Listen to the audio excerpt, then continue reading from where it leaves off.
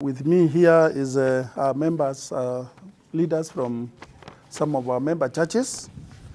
and we are here wishing to make an appeal to the General Secretary of Ncck, Reverend Canon Chris Kenyanjui. Jesus Christ, who is the Commander-in-Chief of all churches, has taught us as believers to preach humility and forgiveness. But the modern church leadership today is more of money-making venture than a place for spiritual nourishment. Majority of our member churches in the past and even currently continue to have wrangles and infighting, and Ncck has chosen to remain silent. The church has become now ground for hate, wrangles, sometimes occasional physical fights, and the church is supposed to be a abode for peace and love and tranquility. I think it's a role of our religious coordinating body, which is the National Council of Churches, to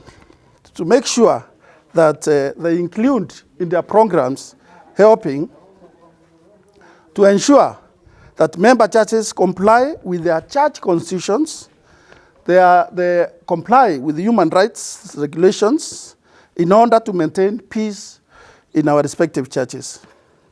Ncck should continue to fight for justices and fight for equality and ensure that they encourage the use of law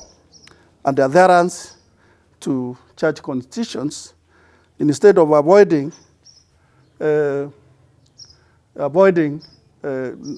what I would consider silence that will allow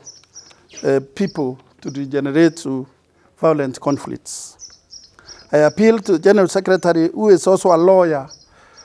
to appoint a task force comprising of senior bishops and senior moderators of churches, member churches, to be doing mediation when churches are fighting.